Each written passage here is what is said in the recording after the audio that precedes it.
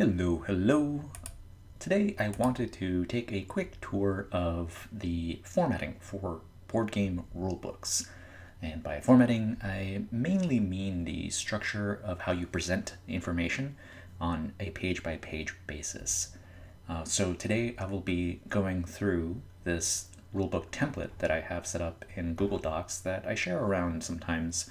I made this a few months ago just by way of example, so I could send it to new developers or designers as they work on their own games. And hopefully it's a useful guide for you. I'll also be going through some case studies of 3 rule books that have just recently been released to the public. That would be Waddle Downtown, Free Radicals, and Seastead. Waddle Downtown being a multiplayer short abstract game that is sort of family friendly.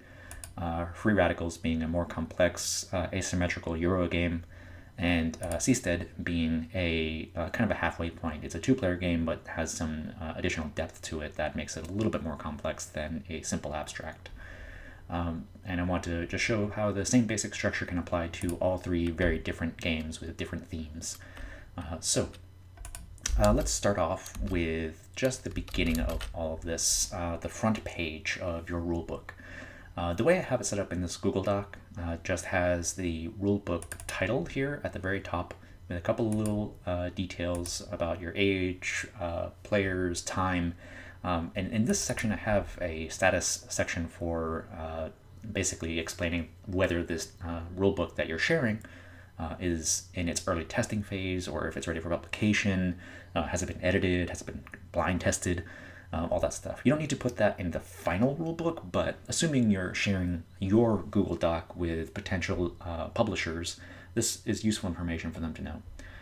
In addition, I like to have 3 unique hooks that are interesting or different selling points that your game offers that are unique to this game in particular. And that is something that's probably going to be going on the back of your game box eventually. It probably won't be on the front of your actual printed rulebook, but it's still something that's useful for a publisher to see. What would probably be on the front of your rulebook, and you can see it in a couple of examples here, wherever there's room, is a quick overview of what the fictional premise is of your game. That is, who are you, what do you want, what's in your way, and who are your opponents. Is there a time limit to that you're trying to complete your objectives against? So that basically gives you the fictional grounding for what you're trying to do in the game. And then the follow-up to that and the overview is just what is the goal of the game on a pure mechanical level. What is the unique part of what makes this game unique?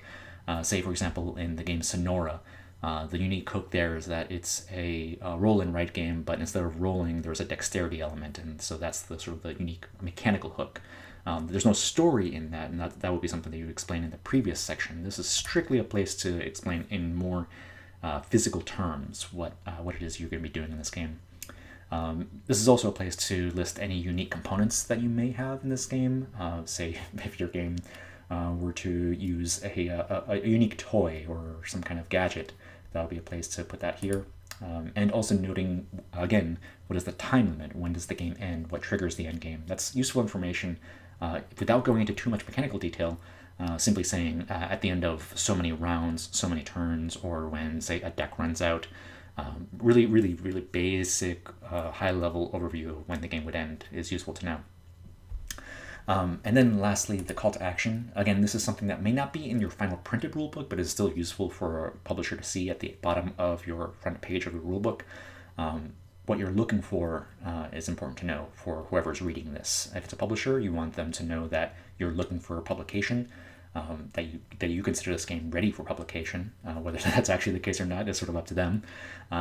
If you're sending this to playtesters, then outlining specific things that you're seeking in the playtesting feedback document is also useful to know. Say, for example, whether your game is actually hitting its stated time limit, for example. I have several notes here about that are more like editorial level things. I'll let you browse through this Google Doc in the link in the description at your leisure, so I won't get into much of the editorial stuff at this point. But mainly I wanted to talk about the overall graphic design, layout, structure of the rulebook rather than getting into the nitty gritty of like how grammar is phrased and all that stuff. That goes over the first page of the rulebook, and so by way of example, I want to show you these three rulebooks just to see how each of them is treated a little bit differently.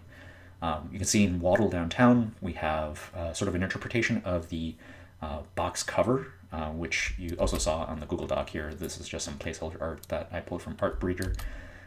So this is an interpretation of the cover, followed by an overview that is a very quick summary of what this game is about in terms of its fiction. And then a follow-up paragraph that explains more about what the mechanics are of the game and what your goal is. We also have some game information here about the player, age, time. That isn't necessarily something you have to put onto the front of your rulebook, since the customer has already seen the box cover and you presumably have this information elsewhere in the packaging. But sometimes it's just useful to have as an extra little thing if you have the space for it. In Free Radicals, we took a slightly different approach because the rulebook is much bigger. It's 16 pages in this case, so we had more room to present the fiction in a more dramatic way. So the front cover here is just the art with rulebook down the bottom, and then following up in the next page is where we have a lot more fiction and flavor. The whole left side of the page is dedicated to a dramatization of what the premise of the game is, followed by some fiction that is in the introduction. Then we have an overview on the bottom right over here, and then how to use this rulebook, because this is a very special kind of game where there are a lot of very unique asymmetric factions, and so this rulebook only covers the general rules, and you have to read a separate player aid for your specific faction to know how to play with those characters. And then in Seastead, this is much closer to what we did in Waddle, where it's just the front cover, an objective for your game that goes over a little bit of the fiction, but more generally speaking, it focuses more on the mechanics of what it is you're going to be doing in the game. So, going into the next section. The next section is the way we structure our rulebooks is focused on the components. So after we've done a quick overview of what the game is, then it's useful to know what are the contents of the box. Imagine the player that has just purchased your game opening this box and now having a whole bunch of components in little baggies that they've all splayed out all over the table. And they need to know what those individual components are called so that you can refer to them later on during the setup and gameplay and very clearly understand what you mean when you use certain terms. So going through the rulebooks again just to see what that looks like in different contexts. Here in Waddle, there weren't that many components, so we could focus on all of this onto one page. You can see the outline of components over here on the left side with all the meeples, the round markers, the coasters, and then there was even some extra room to explain how to assemble the little penguin round marker onto its base. And then in Free Radicals, we have significantly more components, some of which are used generally by all players. Some of them are only used by specific factions, and so we laid these out in a very clean way to distinguish this. These are the components on the left side on this left page that are general components. These are the things that will be used by everybody. And then these components on the right side are only used by specific factions, and we tried to label them as clearly as possible. In Seastead, we have the components on one page, and again, just laying them out as clearly as possible, labeling them. In some cases, going so far as to make sure that we note that one side of a token is the front and the other side is the back. We show the card fronts and backs to make it clear which decks each card belongs to. Pretty simple stuff, but it's stuff that you gotta remember to do if you haven't laid out a rulebook before. It's something it may not occur to you. So the next, after you've figured out your components, then you have to figure out your game setup. And there's a lot of different ways that you can display your game setup, and there's a lot to consider here. And you'll see very different ways to do it in different rule books, but I just want to go over these 3 examples just to show you how you can do things. The one way that you'll see a lot of is the sort of numbered sequence style of game setup. In Waddle, you can see that each paragraph here is numbered, and then there's an image beside each paragraph with its own number as well to show you a visual example of what the paragraph is talking about. It feels weird to say this out loud because it sounds so intuitive, but it's not intuitive to everybody, and sometimes it's useful to make explicit what is normally implicit in the case of rulebook layout. This section continues to the next page, which is something that I don't normally advise. I would love it if setup sections were on facing pages on a 2-page layout, so that you could see the entire section at one glance, but isn't always possible. But at the very least, we did manage to get it into 2 pages and made it kind of flow naturally here, just the way the content was arranged. It just worked out this way. So this closes up with examples of what the game setup looks like at different player counts. In the case of free radicals, we again had to arrange things a little bit unusually because of the nature of this game. So we don't show the game setups for each faction because that would have ended up taking 10 extra pages. We moved all of that information to the separate player aids that go to each faction player. And instead, this focuses on the general setup that applies to any game regardless of which factions are in play. And we have a small note here that explains what the deal is with the player aids and why you don't see the setups for each individual player here. But we do have just an example down below with a little sidebar that explains what's going on here. And you can kind of see some different ways of showing a general gameplay setup here. In the case of Waddle, we went much more 3D and sort of an isometric perspective. You don't have to go that way. It's nice sometimes, but for the sake of clarity and because this game board is rather busy, we thought it best to just show a head-on flat view of the game board with occasional deviations into 3-dimensional perspectives. But for the game board, it seemed to make sense to just display things as straight on so that you could be absolutely crystal clear what we're discussing. In the case of in the case of Seastead, we took an approach more similar to Waddle, breaking down each step with little diagrams showing each step that we've numbered in the instructions. In this case, also, we had to make a little note here that we recommended a certain side of the flotilla tiles to show if you're playing your first game. So that's something that you may need to do as an aside in your game if you have variable setups. In the next page, we go full double page spread. And this is my ideal. I'd love it if we can do this more often, but it's not always possible given variable player counts or the limitations of how many pages you can do in your rulebook. We were able to do it here. And what I love about doing a full double page setup a full double page game setup display is that you can really show the entire game area in very clear detail. It's a little bit low res here on the screen, my apologies, but in print this looks like a very close to what you would actually see on the table. And so you can actually line by line see, okay, this card deck goes over here, these little tiles go into a display on the left side over here. Okay, that makes sense. And as you set up this diagram, you may find that you have to rearrange the number of your paragraph setups. Sometimes, say for example, if setting up this dive deck in the original document was over like the 5th step of the game setup, sometimes you may need to just move that section over to a different part of the sequence so that it fits what is shown in the display.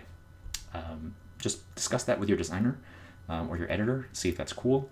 More often than not, it works out better to just follow top to bottom, left to right of your diagram.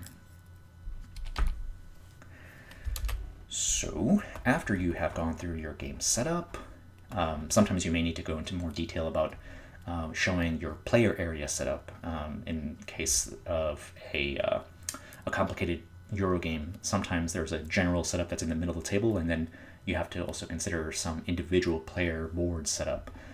And you saw a little bit of that in the free radicals section over here with this small inset. So the next section. So after you've gone through setup, what I recommend is going through the start of a round and explaining that.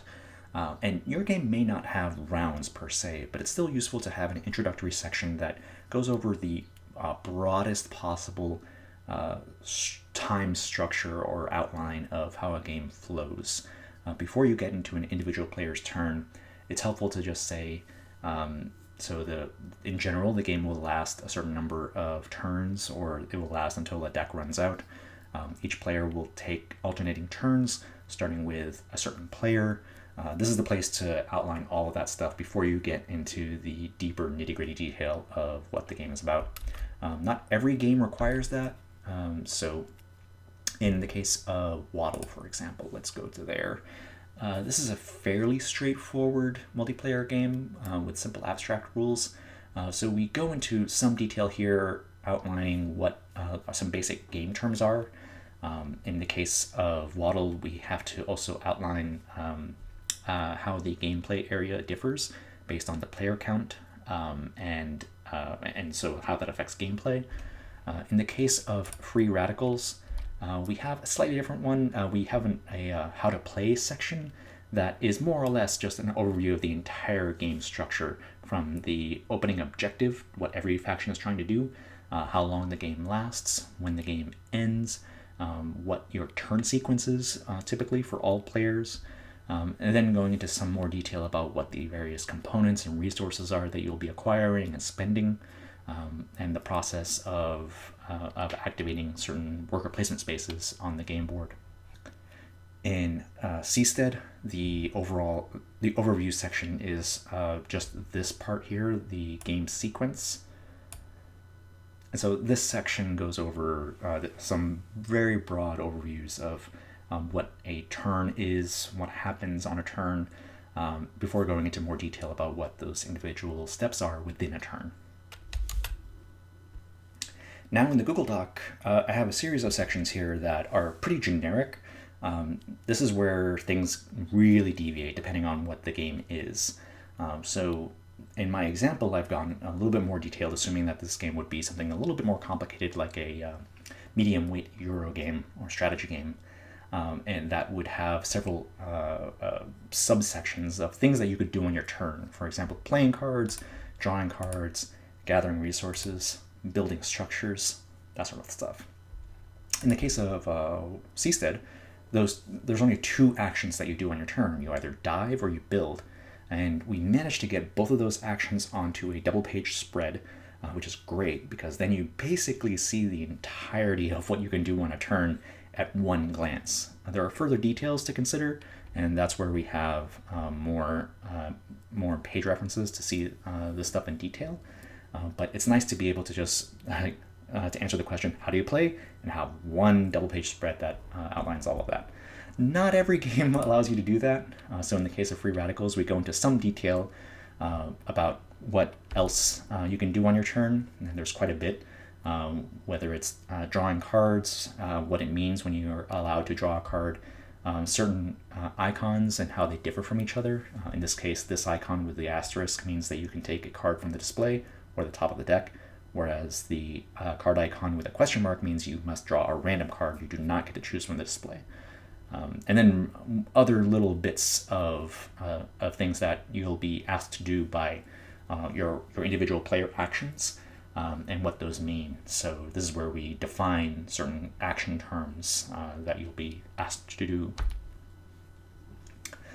And some games, in this case free radicals, some games will go into further detail about what individual spaces of the board mean and what they allow you to do. And this is a place to start saying in plain language what your various icons and diagrams and hieroglyphics actually mean in as plain text as possible.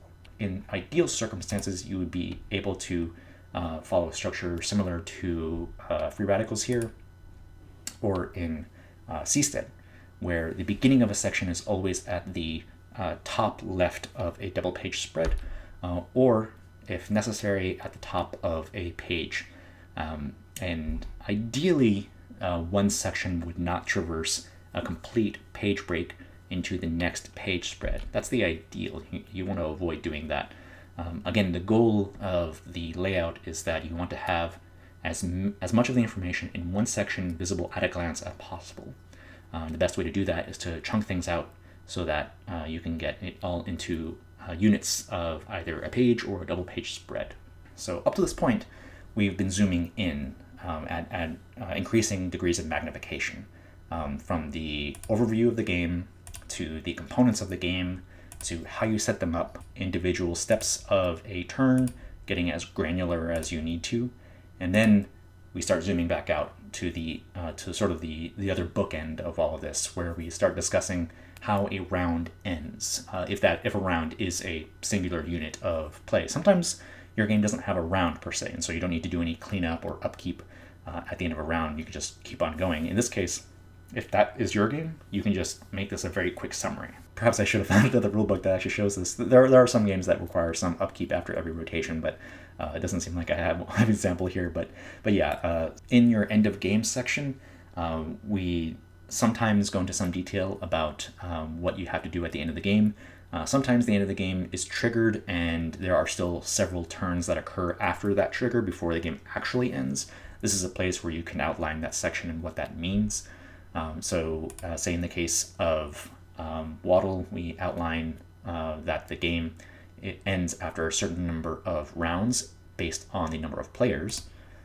In the case of Free Radicals, we go through some steps for awarding endgame bonus points based on how far your token has moved along the knowledge track, how many sets of favor tokens you've acquired, and how many sets of resource items you have acquired over the course of the game. And that helps to contribute to your final score. In the case of Seastead, there are a number of ways the game can end, and so that's where we detail all of those conditions, going very specifically and showing actual visual examples of what those endgame conditions would look like on the table. We also have a lot of final scoring to do at the end of Seastead, and there's lots of ways to score points, and so we have an extensive example here using the actual score pad that you would be using. There's not a lot of upkeep at the end of Waddle, so there isn't much text that we add to this aside from just whoever has the most points wins, which is ultimately what most games will be saying at the very end. Sort of every game is sort of a joke with the same punchline. It's whoever has the most points wins. Unless you're playing a racing game, then in that case it's whoever accomplishes a certain objective first wins. But be sure to also list tiebreaker conditions. So in the case of Seastead, we have a couple of tiebreakers here, that the tie goes to the player who has most buildings left on their board, for example. It's your call what your tiebreakers are, obviously, but it's good to list at least one or two. Then, this isn't necessarily something you have to do in every game, but I've always appreciated it when a rulebook actually has an almanac of all the cards that are in the game, or components, or tiles, what have you, to either just list what the distribution is of certain card types or tile types in the supply is, just so that's known information to all players. Again, not absolutely necessary here, but something that I appreciate. And just be aware that this does open up a bit of editorial bookkeeping that you have to do during the development phase, where you have to make sure that any changes to cards have been reflected in this almanac session. So if you do include this in your rulebook, I advise you to save it to closer to the end of your development cycle, so you don't have to constantly update cards and the rulebook at the same time. Hopefully that is a useful overview of what you would be doing in your rulebook. Some small things to add to the end of this: if you are pitching a rulebook to a publisher, it's useful to note to them some production details, like if this game requires dual layer player boards with recessed wells. That's something that we have in Seastead. If there's any custom dice, plastic miniatures, how many bases for chipboard standees, that kind of stuff. Also, if there are any specific details that you need to list for art, say If you have 50 cards and each one of them requires a unique illustration, list that here. Thanks very much for watching. Hopefully this is useful to you. If you have any questions, please feel free to ask. And I'll be back later with some more stuff. All right. Bye.